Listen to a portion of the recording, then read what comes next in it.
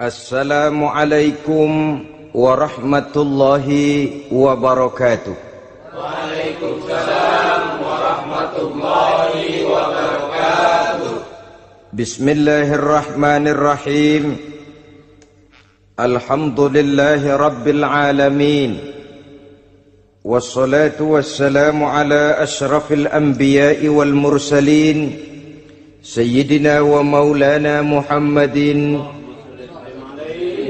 wa ala alihi wa ashabihil mujahidin at-tahirin, amma ba'du. Saudara-saudara kaum muslimin seiman dan sekeyakinan yang berbahagia, pada suatu hari seketika sedang berkumpul dengan para sahabat, Rasulullah pernah memberikan peringatan. Beliau bersabda, yushiku an tada'a alaikumul umamu kama tada'al akalatu ala qas'atiha. Pada suatu saat nanti akan datang di tengah-tengah kamu, wahai umat Islam, di mana orang-orang lain di sekeliling kamu akan bersatu mengerubungi kamu seperti bersatunya orang-orang mengerubungi makanan di atas meja hidangan. Akan datang satu saat nanti di mana kondisimu dikepung sedemikian rupa, yang barat mau menerkam, yang timur mau menghantam, yang selatan mau menginjak-injak, yang utara pun akan menjelajah. Kondisimu seperti makanan di atas meja hidangan. Sebagian sahabat merasa heran dan terkejut, lalu mereka bertanya, amin qillati nahnu yauma izin ya Rasulullah? Apakah jumlah kami pada waktu itu sedikit ya Rasul? Kami sampai dikepung sedemikian rupa?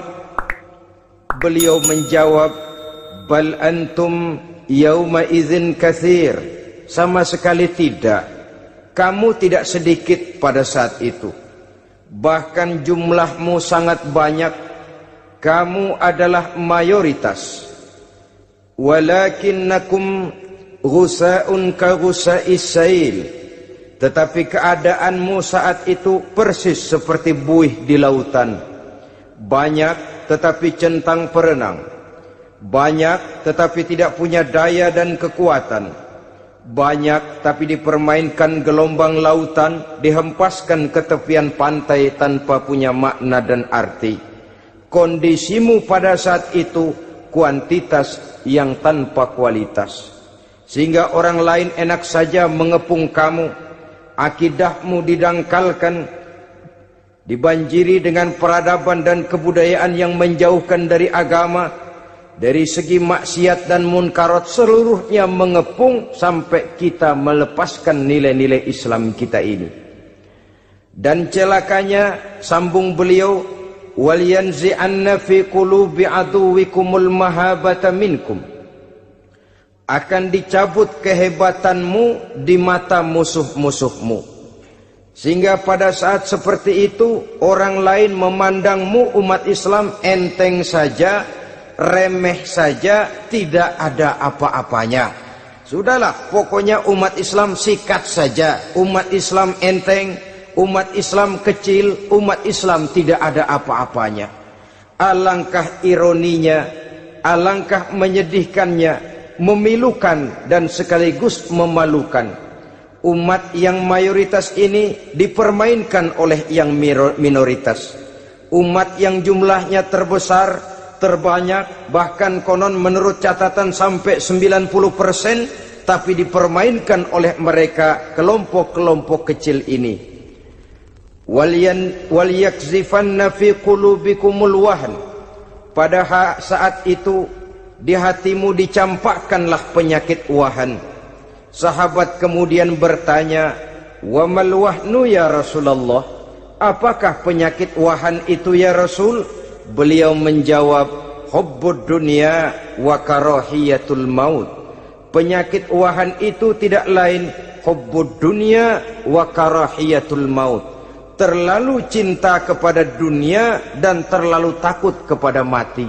materialistis dan takut resiko. Dua penyakit inilah yang menyebabkan walaupun umat ini mayoritas, tapi dipermainkan oleh yang minoritas. Walaupun dia golongan terbesar, tapi nasibnya seperti makanan di atas meja makan. Dari segala macam penjuru mau menghantam dia. Saudara-saudara kaum muslimin yang berbahagia, ini merupakan analisa sosial bahwa pada satu saat nanti akan terjadi di tengah-tengah umat di mana kita dihantam dan diserbu dari segala macam penjuru. Akidah didangkalkan, peradaban dan kebudayaan dirusak, makanan dan minuman diracuni, pakaian ditelanjangi dan lain sebagainya, sampai kita melepaskan nilai Islam yang kita cintai ini. Kondisi sosial ini satu saat akan datang kepada kita. Demikian analisa dan peringatan dari Rasulullah sallallahu alaihi wasallam. Marilah sekarang kita melihat, adalah benar bahwa di zaman sekarang kita insya Allah tidak akan mengalami perang Badar sehebat yang pernah dialami oleh Rasul dan para sahabatnya. Tetapi sesungguhnya perang yang kita hadapi di zaman sekarang ini tidak kalah hebatnya dengan perang Badar, tidak kurang dahsyatnya dengan perang Uhud, tidak kurang ngerinya dari perang Khandaq. Hanya saja yang kita hadapi sekarang ini bukan ujung pedang, bukan ujung tombak, bukan ujung panah. Yang kita hadapi sekarang ini adalah perang akidah, perang ideologi, perang mempertahankan keyakinan. Yang kalau kita kalah sekarang, kita memang masih beragama. Tetapi anak kita, cucu kita, generasi yang akan hidup 5, 10, 20, 30 tahun yang akan datang, wallahu a'lam bissawab. Islam, saudara-saudaraku, tidak mungkin hilang dari dunia. Tetapi tidak mustahil Islam gulung tikar dari desa kita. Tidak mustahil Islam gulung tikar dari kampung dan kota kita, jikalau kita tidak menjaganya, jikalau kita tidak memeliharanya, bahkan jikalau kita tidak mewariskannya kepada anak-anak kita, generasi yang akan datang. Marilah kita mengingat sejenak bagaimana Islam di Spanyol yang pernah jaya, pernah mewarnai daratan Eropa, dan yang sekarang hanya sekedar tinggal ceritanya saja. Ini pernah diperingatkan oleh Rasul dalam satu hadis, sayati ala ummati zamanun la yabqal Islam illa ismun wala minal Quran illa rasmun. Akan datang satu masa di tengah umatku di mana pada masa itu Islam ada tapi hanya tinggal sekedar namanya saja, dan Quran pun ada tapi cuma sekedar tinggal tulisannya saja. Apabila kita tidak mewariskan ini kepada generasi yang akan datang, maka serbuan-serbuan dari berbagai macam penjuru dari hari ke hari semakin kita rasakan kehebatannya. Tidak mustahil sejarah Spanyol akan terjadi di desa kita, akan terjadi di kampung kita, akan terjadi di kota kita. Orang Spanyol, kalau mereka cerita kepada anaknya, mereka akan cerita, nak, di sini dulu ada masjid. Kapan, Pak? Dulu bener dah. Banyak orang Islam kalau hari Jumat pada sembahyang, kapan itu, Pak? Dulu sekali. Sekarang cuma sekedar tinggal ceritanya saja. Bukankah sesuatu yang sangat tidak mustahil apabila kita tidak menjaga dan mewariskan Islam ini kepada generasi yang akan datang, maka serbuan-serbuan akan membawakan hasil yang diinginkan oleh para penyerbu itu tadi. Kita sudah menjadi umat yang mayoritas, tetapi umat yang mayoritas ini menurut Rasul dikepung sedemikian rupa, akidahnya didangkalkan, peradaban dan kebudayaannya ditekan sedemikian rupa, kehidupan sosialnya dibuat individualis, Kemudian dari segi pergaulan, pakaian, makanan, minuman dan sebagainya diracuni, sampai dia tidak lagi berpegang teguh kepada agamanya. Dan dikala itu hilang kehebatan umat ini di mata musuh-musuhnya. Orang lain memandang kita ringan saja, enteng saja, satu umat yang sudah kehilangan wibawa. Padahal konon kabarnya kita mayoritas, tapi enak saja dikutak-kutik orang lain. Dan dikala itu di hati kita merajalela penyakit uahan. Penyakit uahan itu apa? Pertama, hubbud dunia, terlalu cinta kepada dunia. Terlalu cinta kepada dunia yang menyebabkan kita lupa akan tanggung jawab dan kewajiban, lupa meneruskan dan mewariskan Islam kepada generasi yang akan datang. Kita berlomba hanya untuk mengejar dunia dan seluruh isinya. Baik dia bernama material, baik dia bernama seksual, baik dia bernama pangkat, jabatan dan kedudukan, berlomba-lomba kita di dalamnya. Sampai tercampaklah penyakit hubbud dunia di dalam hati ini. Berurat dan berakar dunia itu, sulit dan berat kita berpisah daripadanya. Akibatnya kemauan untuk berbuat demi dan atas nama agama sangat sulit terwujud di dalam kehidupan ini. Yang kedua, karahiyatul maut, terlalu takut kepada mati. Baik mati ajal, mati dalam artian yang sebenarnya, baik mati usahanya, baik mati karirnya, baik mati pangkat dan jabatannya. Sehingga dengan demikian akibatnya jatuhlah kita menjadi umat yang kehilangan wibawa di mata orang lain. Saudara-saudara kaum muslimin rahimakumullah, saya katakan tadi, perang yang kita hadapi di zaman sekarang adalah perang akidah. Perang menghadapi peradaban dan kebudayaan yang menghancurkan moral daripada anak-anak kita. Perang menghadapi banjirnya maksiat dan munkarat. Yang di tengah-tengah itu, di samping berkewajiban menjaga diri dan keluarga, kita pun juga berkewajiban menjaga anak-anak kita, generasi yang akan datang. Mengarahkan dan mendidik mereka sesuai dengan yang dikehendaki oleh Allah Subhanahu wa ta'ala. Oleh sebab itu, pada pertemuan kali ini yang akan saya bicarakan ialah bagaimana idealnya seorang muslim lebih dahulu memberikan pendidikan kepada anak-anaknya. Di tengah satu situasi dan kondisi di mana serbuan datang silih berganti melanda dan menghantam umat Islam, kemana anak-anak kita ini harus kita arahkan? Karena kita orang tua mempunyai tanggung jawab. Anak adalah amanah, menyia-nyiakan amanah adalah dosa, dan dosa itu merupakan satu dosa yang besar. Bahkan orang tua bisa saja masuk neraka kalau tidak bertanggung jawab tentang anak-anaknya. Satu riwayat menjelaskan, ada orang soleh, ngajinya cukup, sholatnya cukup, puasanya cukup, zakatnya cukup, di mana ada majelis taklim hadir, baca Quran hobi, fitnah orang tidak pernah.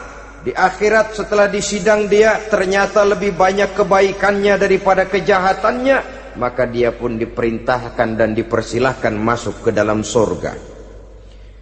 Giliran anaknya disidang, biang okem nih anak. Ditanya, siapa Tuhanmu? Tidak tahu. Siapa nabimu? Tenyaho. Apa kitabmu? Ora gelem. Kamu pernah sholat? Tidak. Zakat? Tidak. Puasa? Tidak. Judi? Hobi.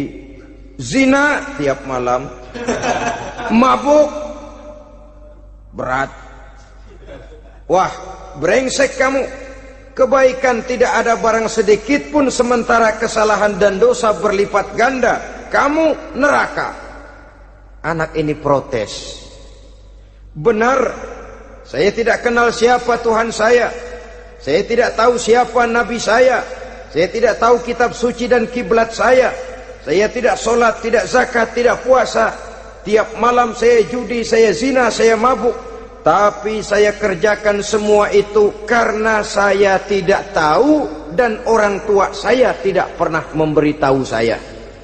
Dia enak-enakan hadir di majelis taklim, saya nyekek botol, didiemin saja. Dia enak-enakan baca Quran, saya zina, didiamkan saja.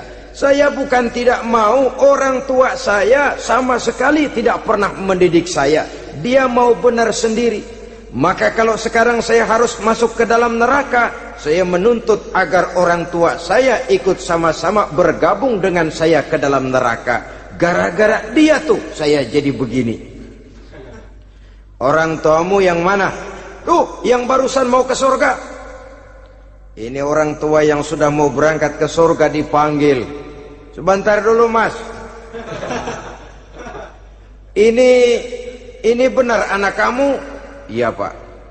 Waktu di dunia kamu tidak pernah ajarin dia ngaji? Sampai dia tidak kenal Tuhannya, tidak kenal nabinya, tidak kenal kiblat dan kitab sucinya?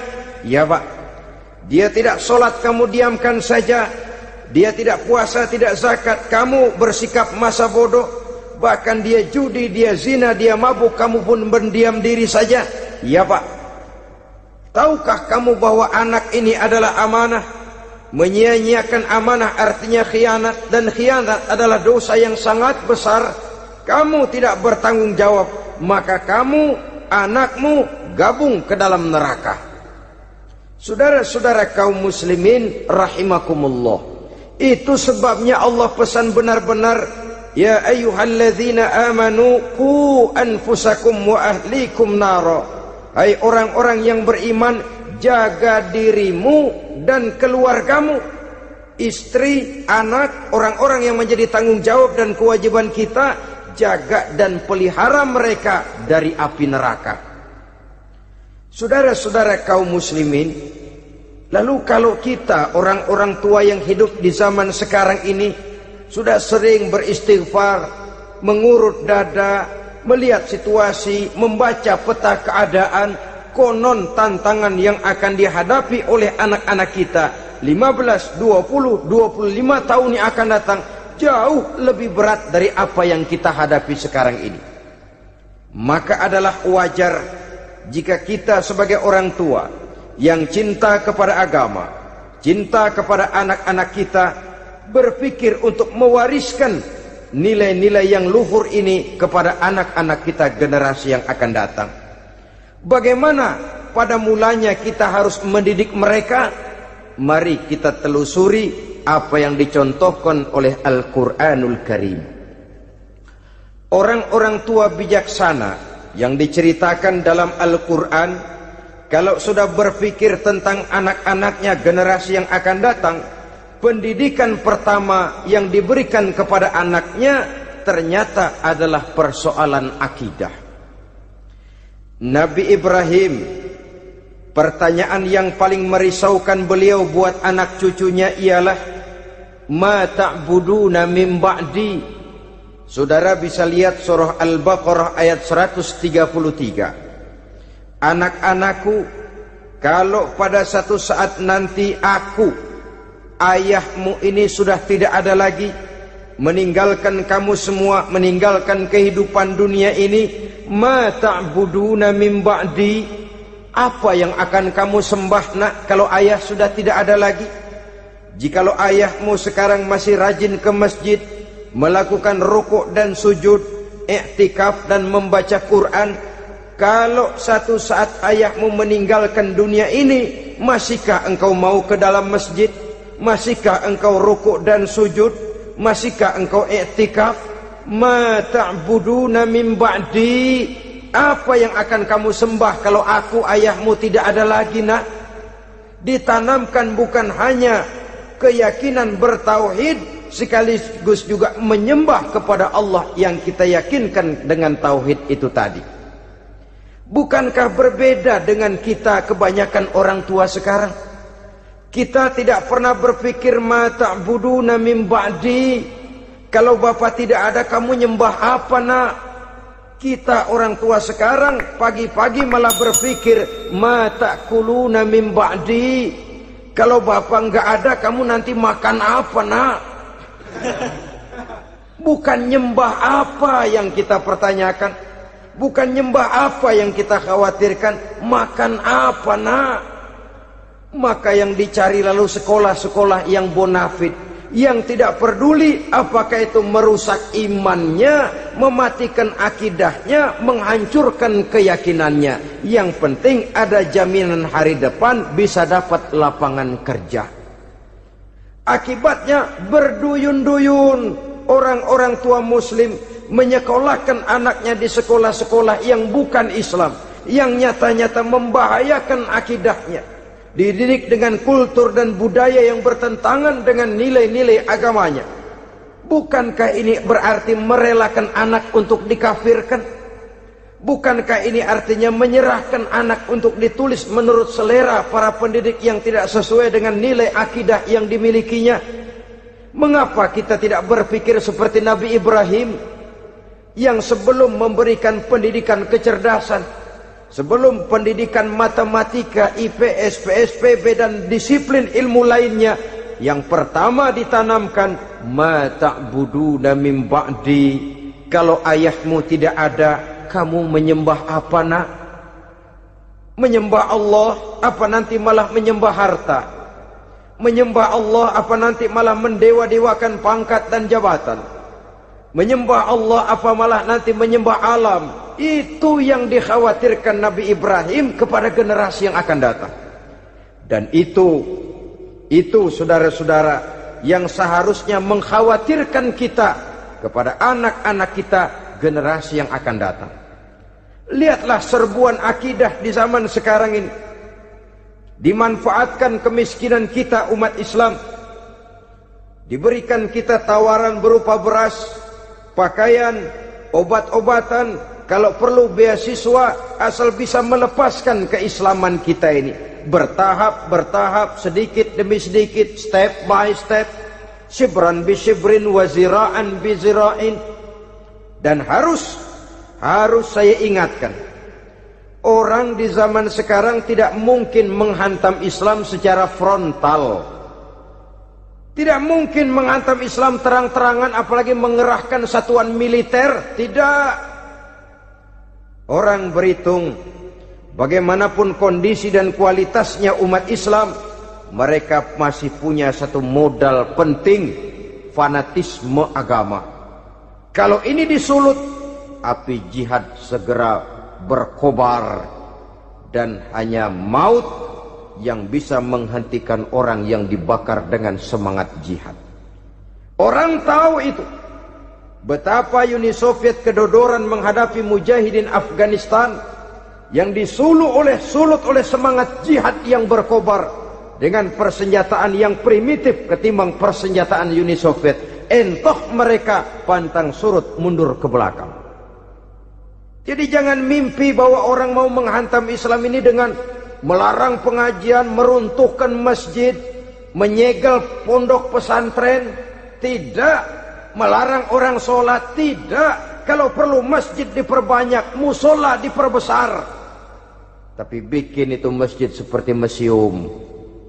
Besar, megah, mercusuar, tapi bikin seperti museum. Tempat orang kagum, tempat orang memuji, tapi sunyi dari nilai-nilai ibadah.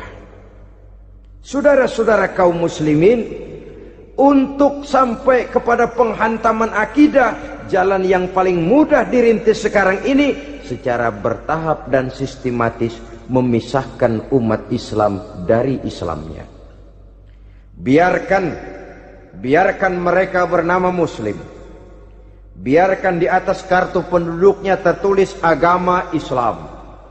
Tapi tanamkan budaya-budaya yang menyebabkan cara bergaul mereka, cara berumah tangga mereka, cara bertetangga mereka, sampai kepada cara mereka berpakaian, cara mereka bergaul, cara mereka makan dan minum, Cara mereka mendidik dan menyekolahkan anak sama sekali tidak lagi mencerminkan nilai-nilai yang islami. Itu sudah satu usaha yang paling praktis, memisahkan umat Islam dengan Islamnya. Kalau sadarlah kita ke arah ini usaha orang di zaman sekarang, maka yang harus pertama kita tanamkan kepada anak-anak kita, didik mereka dengan jiwa tauhid yang mengkristal di dalam batinnya, meresap sampai ke tulang sumsumnya, yang tidak akan sampai pun nyawa berpisah dari badannya, akidah itu tidak akan berpisah dari hatinya. Bahkan dia sanggup dengan tegar berkata, lebih baik saya melarat karena mempertahankan iman daripada hidup mewah dengan menjual akidah. Satu khitah, satu garis kehidupan yang perlu kita wariskan kepada anak-anak kita, generasi yang akan datang. Dahulu ada satu tradisi, saudara-saudara. Kalau anak gadis kita dilamar orang lalu bertanya, anakmu mau ngelamar gadis saya, apa sudah khatam Quran berapa kali? Apa sudah bisa baca kitab macam-macam dan lain sebagainya? Sehingga lahirlah satu kebanggaan. Apapun motifnya, tapi pertanyaan semacam ini zaman sekarang sudah langka. Paling-paling yang ditanya kalau anaknya dilamar orang, anakmu kerja di mana? Gajinya sebulan berapa? Kendaraannya bebek apa soang apa-apa? Itu yang kita pertanyakan, berkisar di seputar materi, kerja, job, status sosial dan lain sebagainya. Perkara bisa baca Quran atau tidak, nomor 18. Perkara sembahyangnya rajin apa tidak, nomor 36. Saudara hadirin, akibatnya terjadi pergeseran nilai. Maka mendidik anak menurut tuntunan Quran adalah seperti yang diberikan contoh oleh Luqmanul Hakim, yang diceritakan dalam surah Luqman mulai ayat 11 dan selanjutnya. Apa pendidikan pertama yang harus kita berikan kepada anak? Pertama, ya bunayya la tusyrik billah. Wahai anakku, jangan sekali-kali engkau menyekutukan Allah. Nak, jaga tauhid, pelihara iman, mantapkan akidah. Ini dasar yang pertama. Belum lagi anak mengenal berbagai macam disiplin ilmu, yang pertama ditanamkan tauhid. Ini yang mendasari kehidupan. Ini yang akan mewarnai dan menjadi warna dari kepribadian seseorang. Sentuhan jiwa tauhid di dalam diri si anak. Belum lagi sempat dia kenal yang lain. Yang pertama yang kita tanamkan, kita wariskan, kita berikan, la tusyrik billah. Jangan sekali-kali menyekutukan Allah. Nah, kalau ini sudah tertanam, ini sudah merupakan satu fondasi yang kuat. Selebihnya nanti tinggal melihat bakat si anak, kemana dia harus dididik ini. Yang terpenting nilai iman lebih dahulu tanamkan. Dan untuk menghancurkan nilai keimanan, saudara-saudara, saya katakan, ingatkan kepada hadis di awal tadi, dikepung kita dari berbagai macam penjuru agar bisa melepaskan nilai-nilai iman dan keyakinan. Proses pendangkalan akidah, ditanamkan keraguan kepada agama, ditanamkan rasa malu beragama. Sholat malu, baca Quran malu, berangkat ke masjid malu, pakai jilbab malu. Ditanamkan rasa malu beragama, sehingga bertahap sedikit demi sedikit kita mulai berpisah dengan kehidupan beragama. Ditanamkan hal yang sedemikian rupa dari berbagai macam penjuru. Dihantam akidah, akidah kuat. Dihantam dari segi peradaban dan kebudayaan. Diperbanyaklah peradaban dan kebudayaan yang bukan mendekatkan kita dengan agama, malah mendekatkan kita dengan neraka. Menjauhkan kita dari agama, menjauhkan kita dari nilai-nilai luhur yang diwariskan oleh orang-orang tua kita terdahulu. Adalah kewajiban kita yang pertama mendidik anak, menanamkan roh, jiwa dan semangat tauhid di dalam diri mereka. Saudara-saudara kaum muslimin rahimakumullah, kenapa kita lebih dahulukan menanamkan jiwa, roh dan semangat tauhid ini kepada anak-anak kita? Pertama, kita tidak hanya ingin sekedar mempunyai anak yang pintar, tetapi lebih daripada itu kita pun ingin mempunyai anak yang benar. Segala macam disiplin ilmu, segala macam bentuk penalaran ilmiah dan pengisian intelektualitas manusia mungkin di satu sisi akan membuat dia pintar, tapi di sisi lain belum tentu akan membuat dia benar. Nabi pernah memberikan peringatan, man izdada ilman walam yazdad huda lam yazdad minallahi illa bu'da. Orang yang hanya bertambah ilmu pengetahuannya tapi tidak bertambah hidayah dari Allah, tidak makin mantap keimanannya, maka seluruh nilai-nilai ilmunya hanya akan menjauhkan dia dari Allah Subhanahu wa taala. Dan adalah lebih merupakan azab daripada nikmat kalau kita diberikan ilmu pengetahuan yang hanya akan menyebabkan kita semakin jauh dari Allah Subhanahu wa taala. Yang kedua, sesungguhnya roh, jiwa dan semangat tauhid yang melekat dalam diri anak pada puncaknya akan melahirkan satu disiplin murni yang tumbuh dari dalam dirinya sendiri, di mana si anak dalam kehidupannya merasakan dimanapun dia berada, kemanapun dia pergi, ia selalu merasakan kehadiran Allah dekat dalam hidupnya.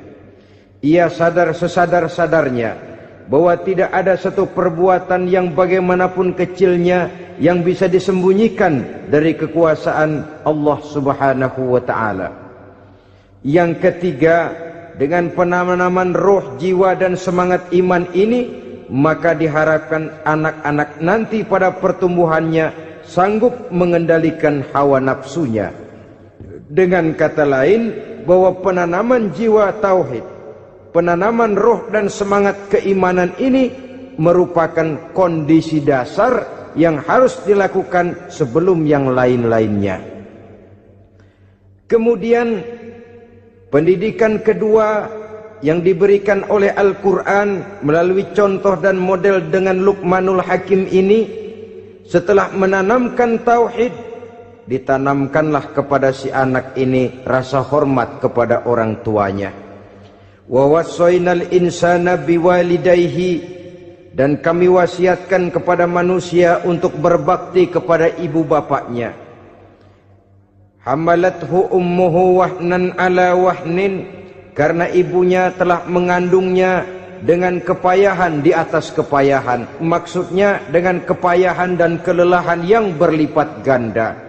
Sehingga ketika Rasul ditanyakan orang, ya Rasul, siapa yang paling harus saya taati di dunia ini? Beliau menjawab, ibumu.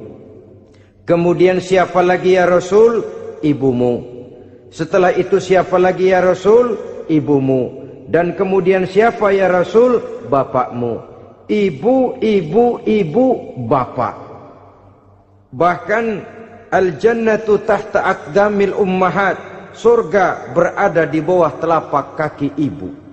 Bagaimana menanamkan rasa hormat kepada orang tua di hati anak? Tentu yang pertama, bagaimana orang tua bisa memberikan keteladanan.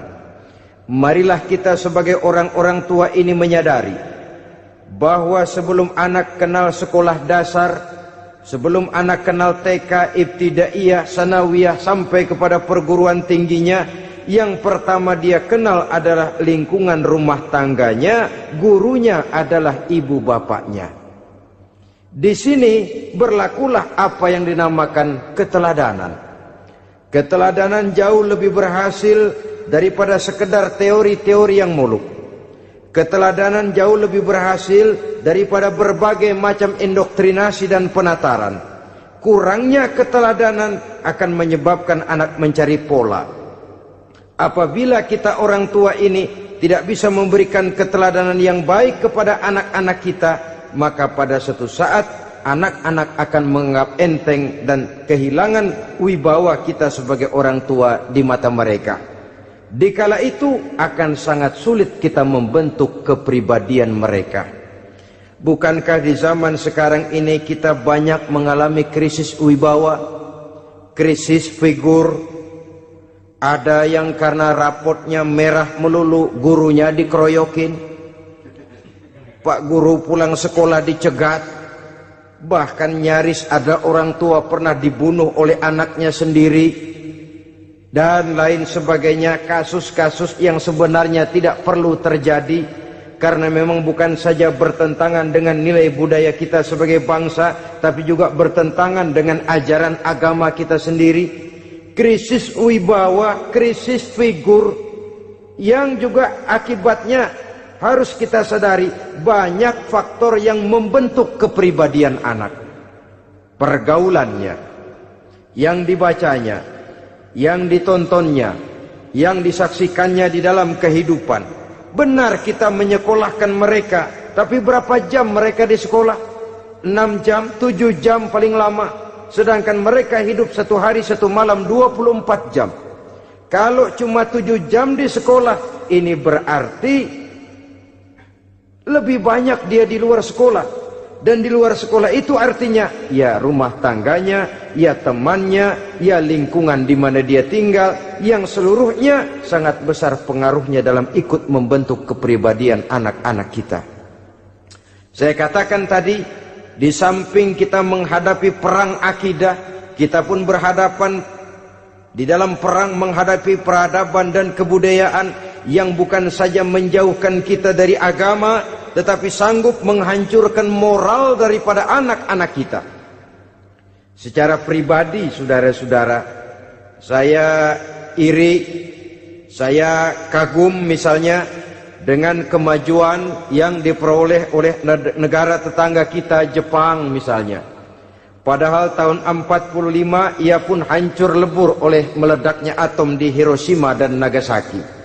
Tapi bagai satu tenaga raksasa kemudian Jepang bangkit menjadi satu negara superpower di Asia. Bahkan gurunya saja Amerika sekarang ini kewalahan menghadapi perang dagang dengan Jepang ini. Dan yang menarik, Jepang bisa maju dan modern dengan tetap menjadi Jepang, tanpa harus kehilangan identitasnya sebagai satu bangsa, tanpa harus kehilangan kepribadiannya sebagai satu bangsa. Sebagai negara yang sedang berkembang, kita sering latah. Kita ingin meniru Barat, tapi bukan teknologinya, westernisasinya yang kita tiru, bukan isinya, kulitnya yang kita ambil. Akibatnya apa? Modernnya belum, orangnya sudah Barat. Bergaulnya sudah cara Barat, berumah tangganya sudah cara Barat, berpakaiannya sudah cara Barat, mendidik anaknya sudah cara Barat. Di mana ketemu orang tua cukup hello daddy. Kulitnya kita ambil, sementara isinya kita campakkan. Ironi dan menyedihkan. Padahal kita sesungguhnya bisa maju dan modern, bisa mengejar segala ketinggalan dan keterbelakangan kita, dengan tetap menjaga nilai-nilai luhur budaya kita sebagai satu bangsa, mengambil isinya, dan kalau memang tidak perlu, lalu mencampakkan kulitnya. Pengaruh peradaban dan kebudayaan yang menghancurkan moral daripada anak-anak kita oleh pesatnya arus teknologi, oleh pesatnya arus komunikasi, di mana hal-hal yang terjadi di belahan dunia lain dapat kita saksikan hari ini juga melalui layar televisi, yang terjadi di Amerika, di Eropa, di Afrika, di ujung dunia yang paling ujung sekalipun. Di ujung dunia yang paling ujung, hari ini kejadian, hari ini sudah bisa kita saksikan. Pesatnya arus komunikasi, kalau jatuh ke tangan anak-anak kita yang belum mempunyai filter, daya saring positif, akan dicerna oleh mereka tanpa memilah dan memilih. Akibatnya orang kampung bilang kelolodan.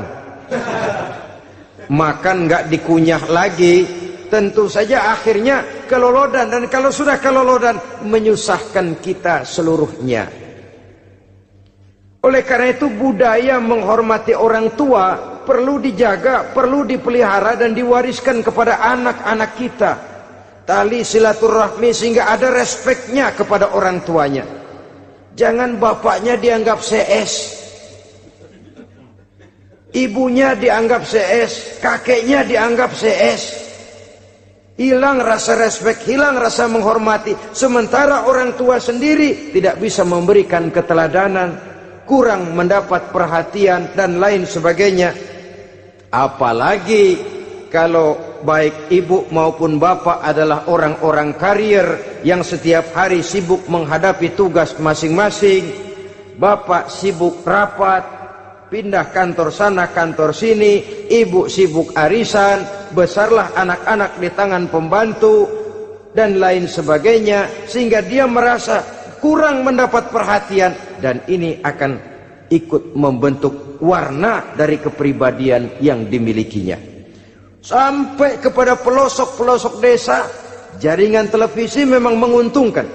Tapi kalau sudah sampai kepada menayangkan budaya-budaya yang tidak sesuai dengan pola di mana mereka tinggal, pola lingkungannya, dan ingin mereka terapkan dalam kehidupan, ironi dan menyedihkan. Maka sering dikatakan, jikalau ABRI masuk desa, rakyat beruntung. Jikalau listrik masuk desa, rumah jadi terang. Jikalau koran masuk desa, rakyat jadi cerdas. Jikalau hakim masuk desa, rakyat lalu sadar hukum.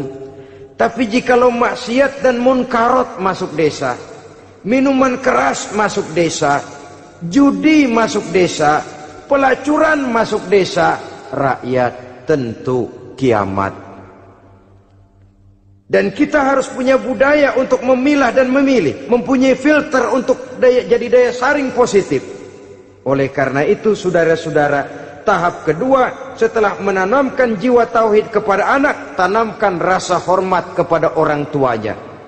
Orang tua itu ibu bapaknya, orang tua itu guru-gurunya yang mengajarkan dia, atau yang dianggap tua yang lebih senior dari dia. Karena tidak ada satu peradaban yang berdiri sendiri. Bagaimanapun maju dan modernnya kita sekarang, tentu merupakan mata rantai yang berkaitan dari generasi terdahulu. Ini yang kedua. Setelah tauhid, berbakti kepada ibu dan bapak. Tidak ada satu kebahagiaan yang bisa ditegakkan di dunia ini tanpa doa, tanpa restu daripada ibu dan bapak. Ini keramat hidup. Doanya dikabul Allah dan kutuknya juga dikabul oleh Allah Subhanahu wa ta'ala. Jadi mendidik anak setelah menanamkan jiwa tauhid, menanamkan rasa hormat dan taat berbakti kepada ibu bapaknya. Itu yang kedua. Kemudian yang ketiga, melalui model Luqman, Quran mendorong kita untuk mendidik anak, menanamkan etika otonom. Apa itu? Ya bunayya innaha in taku mithqala habbatin min khardalin fatakun fi sakhratin aw fis samawati aw fil ardi ya'ti biha Allah. Wahai anakku, sesungguhnya kalau ada satu kebaikan yang kamu kerjakan, kecil, tidak nampak oleh pandangan mata yang zahir, yang kecil itu tersembunyi di puncak langit, di dasar bumi yang paling dalam, atau di tengah batu hitam sekalipun, Allah pasti mengetahuinya dan pasti akan memberikan balasan yang seadil-adilnya. Pendidikan apa ini? Pendidikan moral, menanamkan etika otonom. Nah, kau berbuat baik jangan karena dilihat orang. Kau tidak mau melakukan kejahatan jangan cuma karena ada polisi. Kalau ada polisi kau tidak mau jahat, kucing juga begitu. Coba lihat kucing, taruh ikan asin di piring kaleng, tongkrongin. Aduh, kucing kalem, sopan, tenang. Sedikit kita lengah, habis ikan digarap.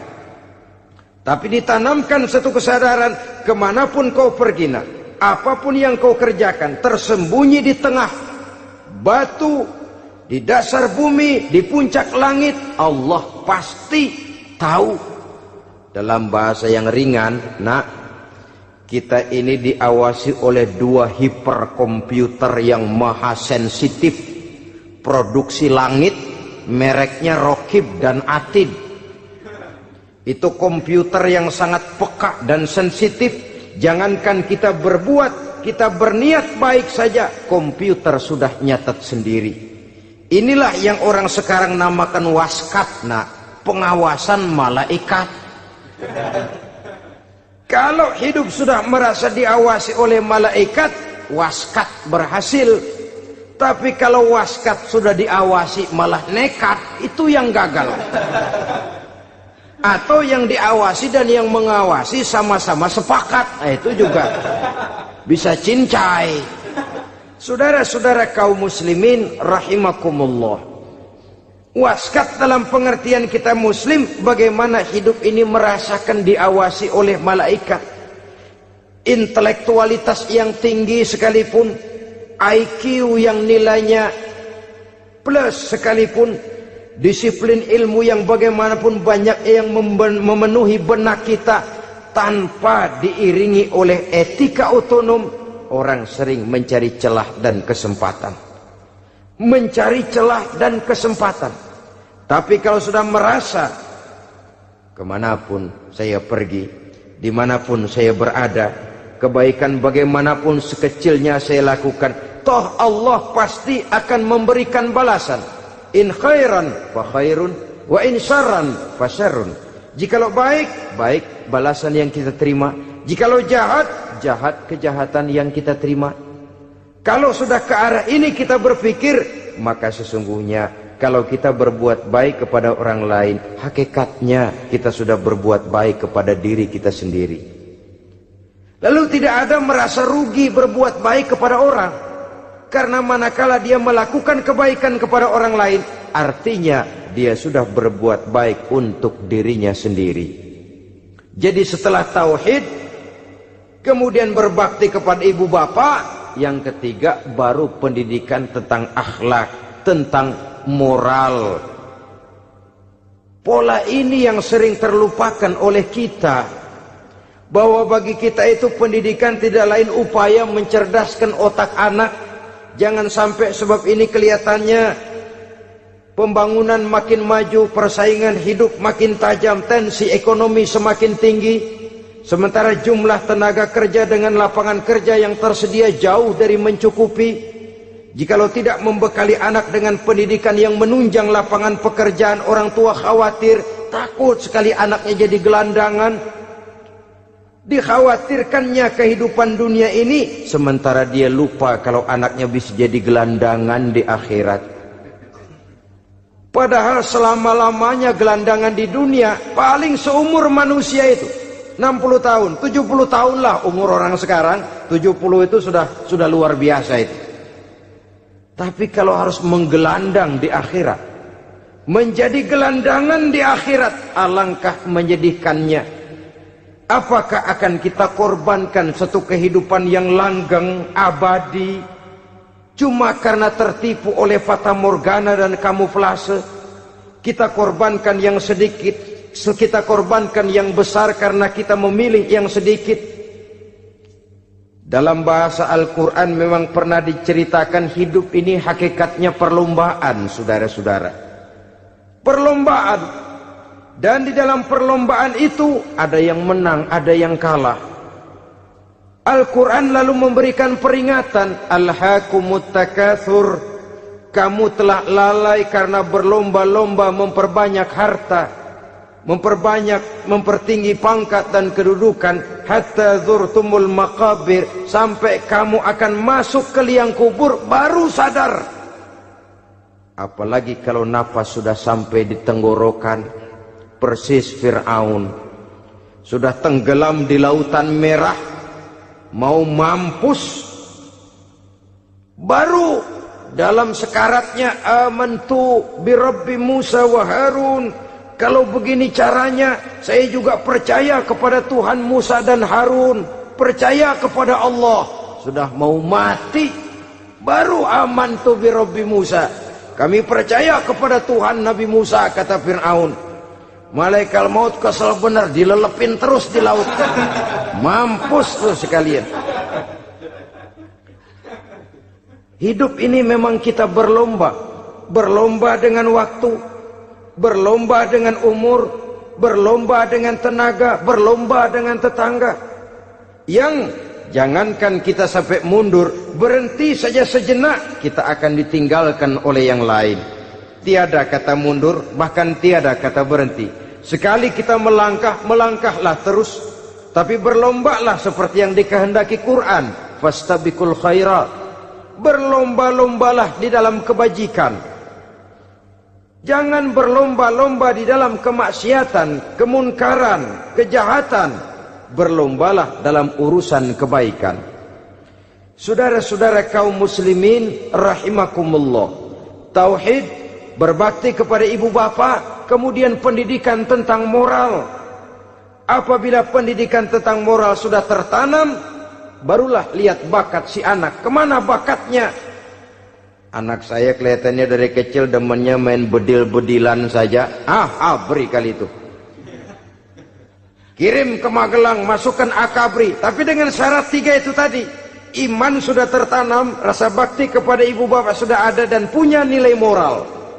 Sehingga boleh jadi nanti dia menjadi jenderal yang beriman, yang berbakti kepada ibu bapaknya, dan punya moral yang tinggi. Kan lebih baik rakyat rendah tapi akhlaknya tinggi daripada pejabat tinggi tapi moralnya rendah. Jauh lebih baik rakyat rendah punya moral tinggi ketimbang pejabat tinggi punya moral rendah. Nilai moral ini yang jadi ukuran dan barometer di masyarakat. Yang ini yang sering kita lupakan, bahwa kehancuran satu bangsa dimanapun di dunia ini selalu dimulai dengan kehancuran moral daripada bangsa itu sendiri. Sekarang membina nilai moral ini berat. Gadis kita, remaja, putri diberikan pakaian jilbab, mungkin dia sendiri masih setengah-setengah, ditambah lagi oleh ledekan temennya. Jilbab lah kuno. Bau sorga lah, bau masjid lah, bau menyan lah. Ditanamkan rasa malu untuk hidup dekat dengan agama. Kalau moral semacam ini sudah tertanam, sedikit demi sedikit kita mulai mengucapkan selamat tinggal kepada agama. Dan kemalangan apa yang lebih malang kalau kita sudah jauh dari agama ini? Bukankah Islam telah menyelamatkan manusia dari penyakit jahiliyah dan membawanya kepada satu kehidupan yang maju dan modern? Kalau kita tinggalkan Islam ini, bukankah artinya kita akan kembali kepada satu zaman jahiliyah? Hanya saja jahiliyah itu berada di abad modern. Versinya tentu lebih modern. Kalau zaman jahiliyah dulu mabuknya pakai arak, zaman sekarang sudah macam-macam orang bisa mabuk. Kalau zaman jahiliyah dulu anak perempuan dikubur hidup-hidup, zaman sekarang kadang-kadang belum sempat lahir ke dunia, malah sudah dibunuh lebih dahulu. Versinya saja yang berbeda. Kalau di zaman jahiliyah dahulu manusia menyembah batu yang bernama Latta, Uzza, Manat dan Hubal. Di zaman jahiliyah modern sekarang ini, orang sering menyembah kepala bagiannya, sering menyembah atasannya, sering menyembah komputer, sering menyembah teknologi modern yang lebih diyakininya daripada Allah sebagai keyakinan sentral di dalam hidupnya.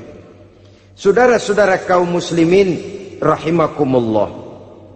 Jadi yang ketiga, nilai moral yang ditanamkan kepada anak-anak kita supaya dia bisa menghadapi tantangan-tantangan hidup yang semakin berat ini dengan tetap berpegang teguh kepada nilai-nilai moral yang diwarnai oleh jiwa keimanannya yang bersumber dari ajaran agamanya. 3. Kemudian yang keempat, barulah tatanan kehidupan sehari-hari. Apa kata Luqman? Ya bunayya aqimis shalah. Setelah bertauhid, berbakti kepada ibu bapa, punya nilai moral. Ya bunayya aqimis shalah, nak dirikan solat. Rumah tangga muslim. Anak berumur 7 tahun sudah berani meninggalkan solat, kata Nabi, pukul. Bukan untuk menyakiti, untuk mendidik. Karena sayang kepada anak. Saudara-saudara, kita khawatir betul kepada anak. Kalau dia pulang dari sekolah, buru-buru kita sebagai orang tua bertanya, sudah makan nak? Sudah istirahat nak?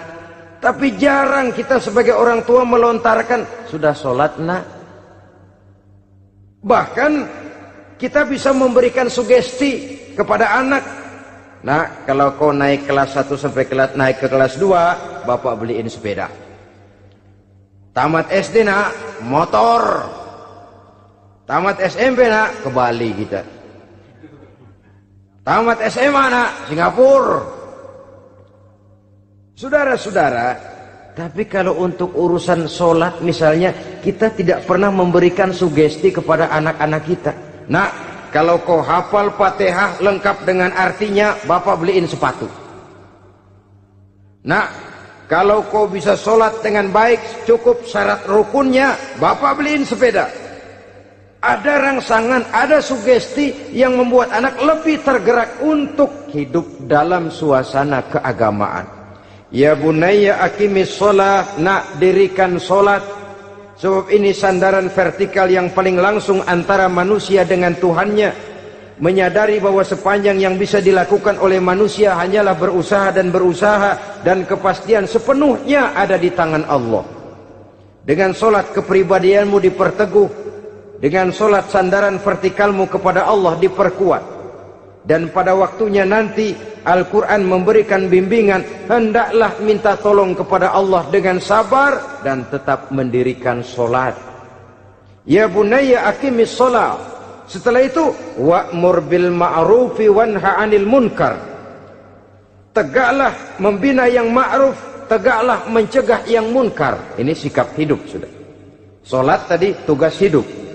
Lalu sikap hidup tampil di tengah masyarakat, membina yang ma'ruf, mencegah yang munkar sesuai dengan kesanggupan masing-masing. Bukankah setiap kita kepingin punya anak yang bermanfaat, setidaknya bagi keluarganya, syukur kalau bisa bagi lingkungannya, bagi masyarakat, bangsa dan negaranya. Dan satu di antara tanda orang yang bermanfaat, kalau dia bisa hidup menjadi penganjur yang ma'ruf dan pencegah yang munkar. Dan itu kalau tidak ada hidayah, sulit orang mau melaksanakan itu. Sebab apa? Ada kecenderungan belakangan ini di mana agama dianggap urusan pribadi. Sehingga orang lalu sering bilang, jangan bawa-bawa agama dah, itu kan bukan urusan agama. Ini sudah ciri berpikirnya sekuler. Jangan bawa-bawa agama. Agama urusan pribadi, artinya orang mau sholat mau enggak, jangan bilang apa-apa dah. Urusan dia sendirian. Dia mau puasa dia enggak, merdeka saja, urusan pribadi.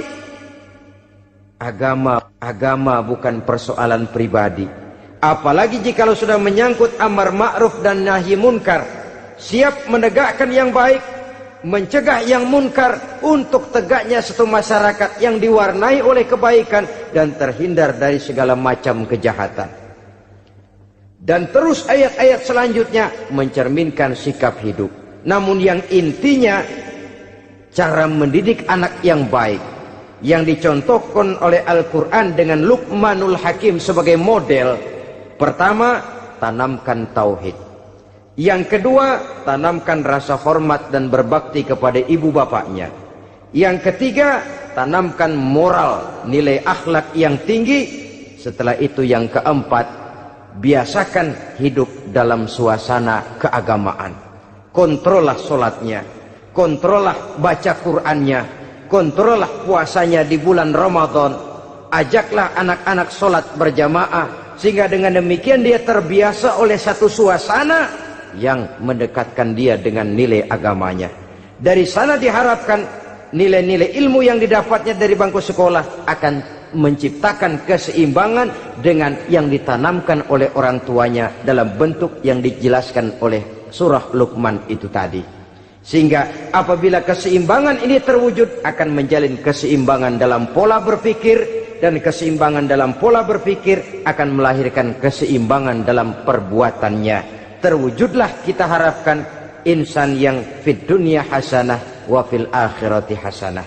Inilah harapan kita semua. Mudah-mudahan Allah memberikan kekuatan kepada kita untuk mewariskan nilai-nilai yang baik kepada generasi yang akan datang, sehingga esok harus lebih baik daripada hari ini, dan lusa harus lebih baik daripada hari esok. Terima kasih atas perhatian saudara. Mohon maaf atas segala kekurangan. Usikum wa nafsi bitaqwallah. Wassalamualaikum warahmatullahi wabarakatuh.